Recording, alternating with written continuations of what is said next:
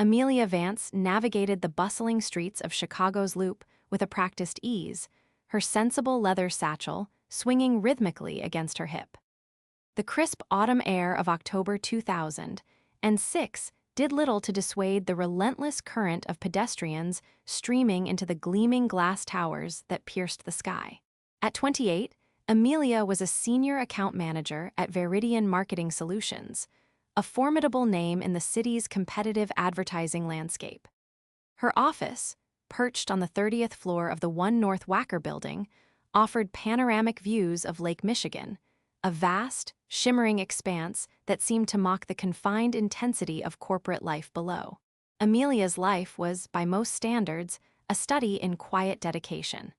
She lived in a cozy, sun-drenched one-bedroom apartment in Lincoln Park, a charming neighborhood known for its tree-lined streets and historic brownstones. Her mornings began with a strong cup of coffee and a meticulous review of her daily schedule, her gaze often drifting to the framed photograph on her desk. Her parents, smiling from a long-ago family vacation. They had instilled in her a profound work ethic, a belief that diligence and integrity were the cornerstones of true success. And Amelia lived by that creed. At Veridian, Amelia wasn't the loudest voice in the room, nor the one who commanded attention with flashy presentations. Her strength lay in the meticulous. She was the architect behind the dazzling facades, the one who built the structural integrity of every campaign. Weeks of deep market research, competitor analysis, crafting nuanced client reports, and forecasting potential roadblocks, these were her domain. She prided herself on knowing her clients' businesses inside and out, anticipating their needs before they articulated them. Her colleagues, while often overlooking her in favor of more flamboyant personalities, implicitly trusted her data. When Amelia spoke, it was with the weight of undisputed facts. Her current focus was Aurora Innovations, a burgeoning tech startup that had developed a groundbreaking AI-driven analytics platform. Veridian was vying for a multi-million-dollar contract to handle their global launch, a deal that could significantly elevate the agency's profile and, Amelia hoped, her own career trajectory. For months, she had poured her energy into understanding Aurora's unique ecosystem, cultivating a strong professional rapport with Eleanor Vance, their sharp and discerning head of marketing. Eleanor, a woman in her late 40s with a no-nonsense demeanor, appreciated Amelia's thoroughness, a quiet understanding forming between them, founded on mutual respect for detailed work. Then there was Julian Thorne, 30 years old, a senior account manager just like Amelia, but in every other aspect her antithesis. Julian was a force of nature, a quintessential Sagittarius, charming, witty, effortlessly charismatic. He moved through the office like a celebrity, his loud laughter echoing through the open-plan workspace, his expensive suits always perfectly tailored. He was a master networker, adept at schmoozing clients and superiors alike. Julian was the face Veridian often put forward. His talent lay in presentation, in the grand gesture, in captivating an audience. But beneath the polished veneer, Amelia often saw a dangerous superficiality. Julian excelled at talking a good game, but rarely delved into the granular details, relying instead on others, particularly Amelia, to provide the substance. He'd often borrow Amelia's meticulously crafted slides, adding a flashy graphic or a witty tagline, then present them as entirely his own, basking in the glow of collective approval. Amelia, ever the team player, swallowed her resentment, believing that the work itself would speak volumes, and that her contributions would eventually be recognized. She believed in meritocracy, a perhaps naive conviction in the cutthroat corporate world. The day of the Aurora Innovations pitch arrived, a humid July morning in 2007. The air in the conference room on the 35th floor was thick with anticipation. Veridian's top brass were present, along with the entire Aurora Innovations executive team, including their CEO, Mr. David Chen, a man known for his incisive questions and demanding standards. Amelia had worked tirelessly for this moment, sleeping only a few hours each night for the past 2 weeks, fueled by strong coffee and an unyielding commitment to perfection. She'd meticulously crafted every slide, anticipated every potential query, and developed an innovative multi-platform strategy that she believed would be a game-changer for Aurora. Julian, naturally, was leading the presentation. His smooth voice filled the room, weaving a compelling narrative, his hands gesturing confidently. He was a natural performer, and Amelia conceded that he was exceptional at capturing attention. She sat quietly at the table, a thick binder of supplementary data open before her, ready to support him, to fill in any gaps, to provide the bedrock of facts should the conversation deepen. She believed this was their joint moment, a culmination of months of collaborative effort.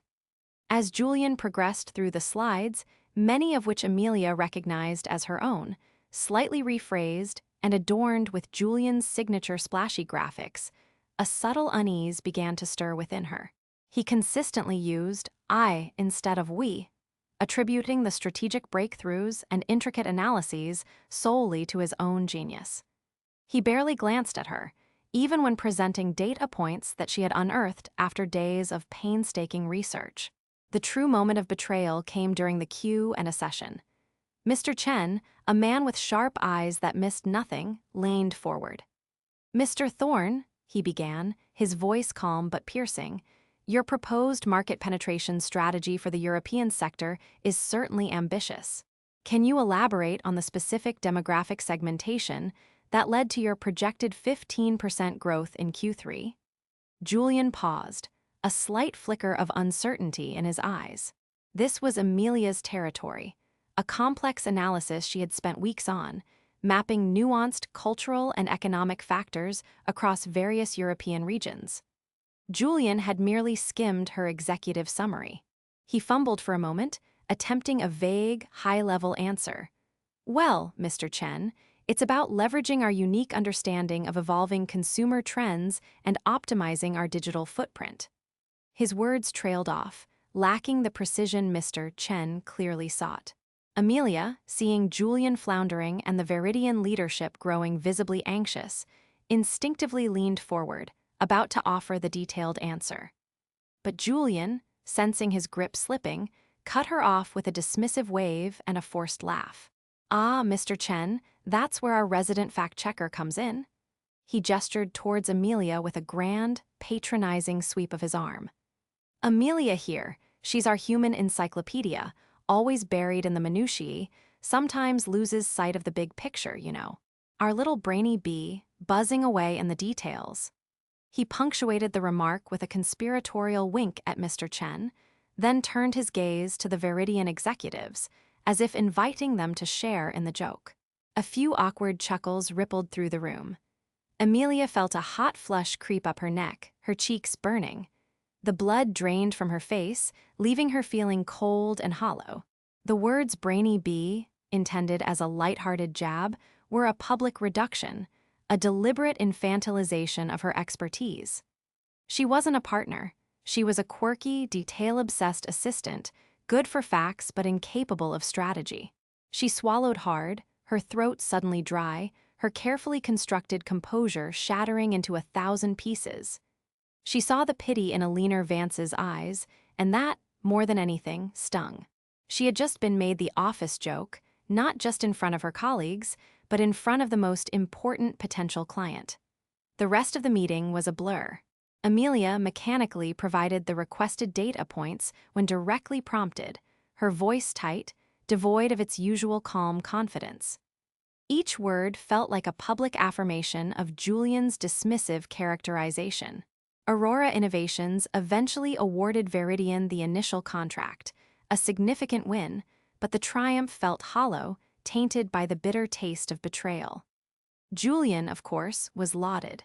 He strutted through the office like a conquering hero, accepting congratulations, shaking hands, soaking up the accolades that, in Amelia's mind, were built on her unseen labor and his public mockery. Amelia retreated to her cubicle, the noise of the celebratory chatter a dull roar in her ears. The Brainy Bee moniker, initially a whispered aside, began to spread through the office like wildfire. She overheard it in the break room, saw it in the knowing glances of colleagues.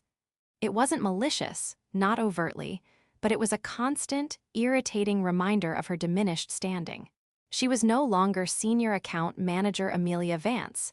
She was the brainy bee, the one who knew the facts but couldn't command a room. She was the supporting act, the background noise. The facade she had so carefully maintained, the belief that her work would speak for itself, crumbled. She felt a profound sense of humiliation and isolation. After everyone had left, she walked into the deserted women's restroom, locking herself in a stall. The tears came then, hot and stinging, a torrent of frustration, anger, and self-doubt. She stared at her reflection in the unforgiving fluorescent light, tired eyes, smudged mascara, a face etched with vulnerability. Had she been so naive, so trusting? She called her best friend, Sarah, a lawyer who worked downtown. He just made a joke out of me, Sarah, in front of everyone, in front of Mr. Chen and a leaner. He called me a brainy bee, like I'm some sort of office pet, not a professional. Her voice cracked. Sarah listened patiently, offering words of comfort and outrage. Quit, Amelia, you don't need that. You're brilliant, the thought flickered, potent and alluring. Quit. Escape this toxic environment. But then a colder, harder resolve began to set in. Her parents' voices, echoing their lessons of resilience, of fighting for what was right, resurfaced. Quitting would mean letting Julian win, letting his arrogance define her. It would mean abandoning years of dedication. No, this wasn't her defeat, it was a challenge. Over the next few weeks, the microaggressions continued. Julian started subtly taking credit for Amelia's ideas in smaller internal meetings, presenting them as his own brainwaves. He'd interrupt her, or talk over her, especially if she was making a particularly insightful point. She found herself being excluded from impromptu client lunches that Julian would organize, despite her being the true account expert. Her quiet competence was being actively undermined, her contributions systematically erased. The casual disdain, the subtle dismissals, were like 1,000 paper cuts, each one small but cumulatively draining. She watched, seething, as Julian, the flamboyant Sagittarius, continued to bask in the spotlight, his confidence seemingly boundless, his path to advancement paved with her stolen efforts. The initial sting of humiliation slowly morphed into a simmering anger, a cold, focused determination. She wouldn't just survive, she would thrive, and Julian Thorne would regret the day he called her a brainy bee. Amelia's apartment in Lincoln Park became her war room. The anger that had initially consumed her transformed into a sharp, strategic focus. She realized Julian's strength, his charisma, his ability to charm, was also his greatest weakness.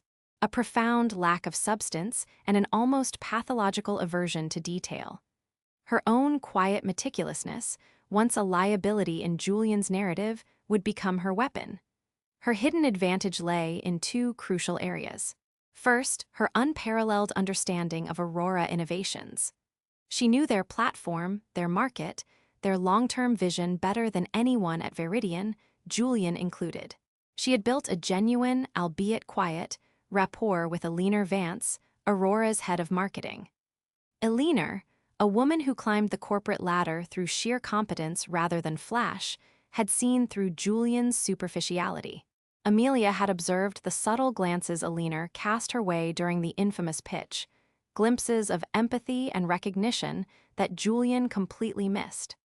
Second, Amelia possessed an inherent resilience, a deep-seated commitment to her craft that Julian simply couldn't match.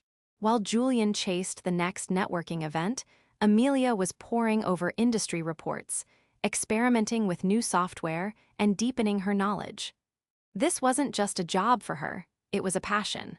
The plan began to crystallize, subtle and multi-layered, built on observation and patient execution. Phase 1, documentation and direct lines. Amelia started meticulously documenting everything. Every email, every meeting note, every client communication, every contribution she made to a project. She didn't just save them, she cross-referenced them, creating a personal, unassailable archive of her work. She began subtly, but consistently, cultivating her direct relationship with Alina Vance. Under the guise of ensuring all details are covered, or following up on a specific query, Amelia would email Alina directly, always copying Julian, but always ensuring her emails provided a depth of insight or a specific piece of information that Julian rarely offered. One instance involved a minor technical query from Aurora regarding their platform's integration with a third-party analytics tool. Julian brushed it off as not a marketing issue. Amelia, however, saw it as an opportunity. She researched the integration thoroughly, contacted Veridian's in-house tech team, and sent Alina a detailed, easy-to-understand explanation, along with recommendations for optimizing data flow. Alina's prompt, appreciative reply, addressed solely to Amelia, was a small victory. Amelia also started making personal, non-work-related connections. She sent Alina an article about a new marketing trend she thought Alina would find interesting, or asked for advice on a professional development course. These seemingly innocuous gestures built a foundation of trust, reinforcing the image of Amelia as a dedicated professional who genuinely cared about Aurora's success, not just Veridian's bottom line. Alina, a private person herself, responded positively to Amelia's sincere, low-key approach. Phase 2, the unmet need and the secret project. Amelia's deep dive into Aurora innovations had revealed a critical, unmet need, a complex data analytics problem Julian had completely dismissed. Aurora's internal analytics, while powerful for their core product, struggled with predicting the highly volatile and nuanced consumer behavior in emerging digital markets. Julian, always focused on the big splash, saw no value in this granular, technically challenging area. Too niche, too complicated, Amelia, he'd scoffed in an internal meeting, waving his hand dismissively. We need to focus on broad strokes, not digging for digital pennies. But Amelia saw a goldmine. This was her forte. She began a side project, dedicating her evenings and weekends to developing a specialized predictive analytics model tailored specifically for Aurora's unaddressed problem. She used open-source data tools, collaborated with a former university professor for guidance, and leveraged her innate understanding of Aurora's data architecture. It was a monumental undertaking, requiring hours of coding, statistical analysis, and iterative refinement. She didn't tell anyone at Veridian about it, not even Sarah. This was her ace in the hole, her silent rebellion. Her apartment often smelled of cold coffee and takeout, her desk littered with printouts and coding manuals. There were nights she doubted herself, moments of intense frustration when the algorithms wouldn't yield the results she sought. But the memory of Julian's brainy bee comment, the sting of public humiliation, fueled her. Each line of code was a defiant answer, each successful data crunch a quiet act of sabotage against Julian's superficial reign. Phase 3, building the narrative. Amelia also started subtly, but strategically, exposing Julian's lack of follow-through. When he made a grand claim in a meeting, she would quietly, professionally, follow up with the actual, more challenging implications, framing it as ensuring comprehensive understanding. When Julian promised a client a complex report by a specific date, Amelia would discreetly double-check the timelines, often finding Julian had underestimated the work involved, then offer to assist in a way that highlighted his oversight without directly blaming him. She never openly contradicted him, but her actions consistently underscored his lack of depth. This wasn't about petty sabotage. It was about building a verifiable record of competence against Julian's bluster. Alina Vance, Amelia noted, was observing all of this, her keen analytical mind connecting the dots. Months passed.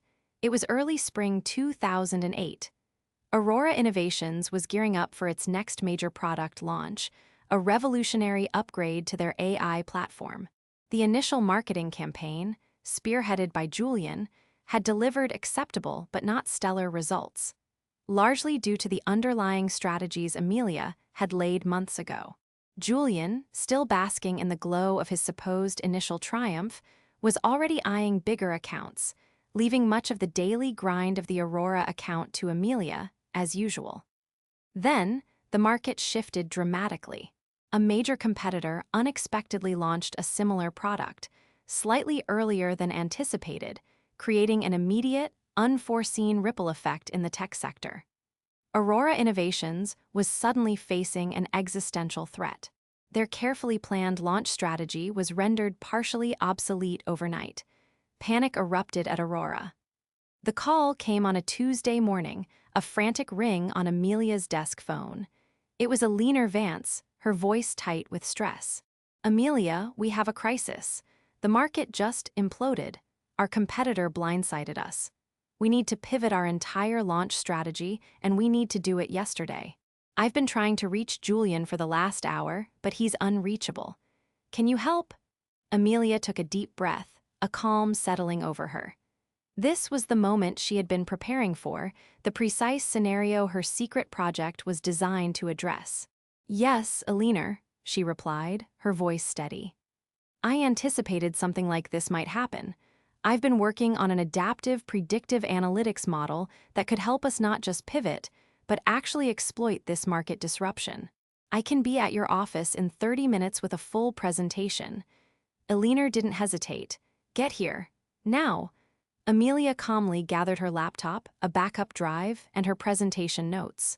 She sent a concise email to her immediate superior, Mr. Harrison, stating she was responding to an urgent client request from Aurora Innovations.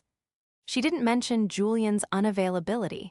That would become obvious soon enough. At Aurora's headquarters, the atmosphere was chaotic. Developers, marketing managers, and executives huddled in tense groups. Julian, it turned out, was at a networking golf tournament in Palm Springs, his phone off. He was completely out of the loop. Amelia walked into the main conference room, the hum of panicked voices dying down as she set up her laptop. Eleanor introduced her, a hint of desperation in her tone. "Everyone, this is Amelia Vance from Veridian. She believes she has a solution." Amelia, usually reserved, felt a surge of confidence. She launched into her presentation, her voice clear and authoritative. She revealed her specialized predictive analytics model, showcasing how it could not only identify the new market gaps created by the competitor's launch, but also pinpoint specific, underserved customer segments that Aurora could target with a revised, more aggressive strategy. She projected new, optimistic growth trajectories, backed by granular data and real-time market insights. She presented a new marketing narrative, a counter-strategy that turned weakness into strength. The room, initially skeptical, grew silent as Amelia spoke. Her projections were robust, her logic impeccable. She answered every question with precision, her deep understanding of Aurora's platform and the market evident in every response. She wasn't just presenting data, she was offering a lifeline. She didn't grandstand or use flashy buzzwords. She just delivered. By the end of the 2-hour meeting, the panic in the room had dissipated, replaced by a renewed sense of purpose and direction. Aurora's CEO, Mr. Chen, who had witnessed Amelia's previous humiliation, looked at her with profound respect. "Miss Vance," he said, his voice laced with admiration, "this is exactly what we needed. Frankly, it's far more sophisticated than anything we've seen from Veridian so far." The consequences were swift and decisive. The revised strategy, implemented immediately under Amelia's direct guidance, worked beyond Aurora's wildest expectations. They not only weathered the competitor's storm, but also captured significant new market share, turning a potential disaster into an unprecedented triumph. A week later, Eleanor Vance called Veridian's CEO directly. Her message was unequivocal. Aurora Innovations formally requested that Amelia Vance be their sole, primary point of contact moving forward. "Amelia is not just an account manager," Eleanor stated. "She's a strategic partner.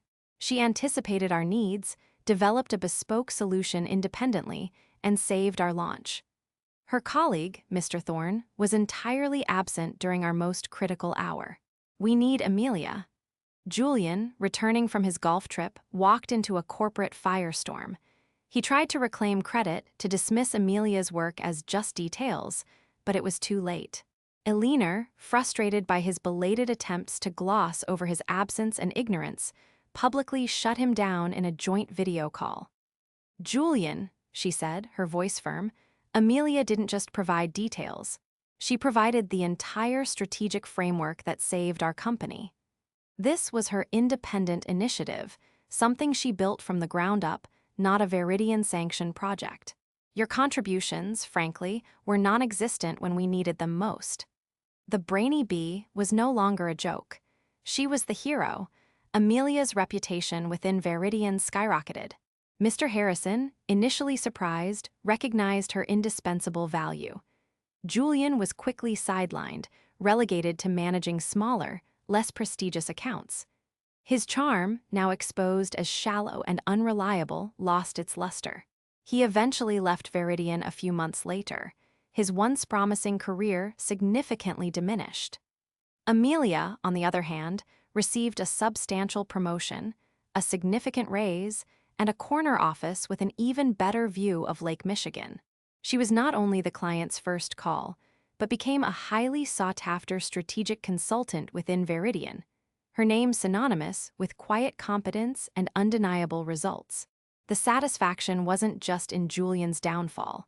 It was in the hard-won respect, the recognition of her true worth, achieved not through grandstanding or manipulation, but through unwavering dedication, profound skill, and a meticulously executed plan. One crisp autumn morning, a year after the infamous brainy bee comment, Amelia sat in her new office, sipping her coffee. Her phone rang. It was Eleanor Vance, calling not about a crisis, but about a new, exciting expansion opportunity. Amelia smiled, a genuine, confident smile. She had been turned into the office joke, but in doing so, Julian Thorne had inadvertently forged her into an indispensable asset. And she had, indeed, become the client's first call.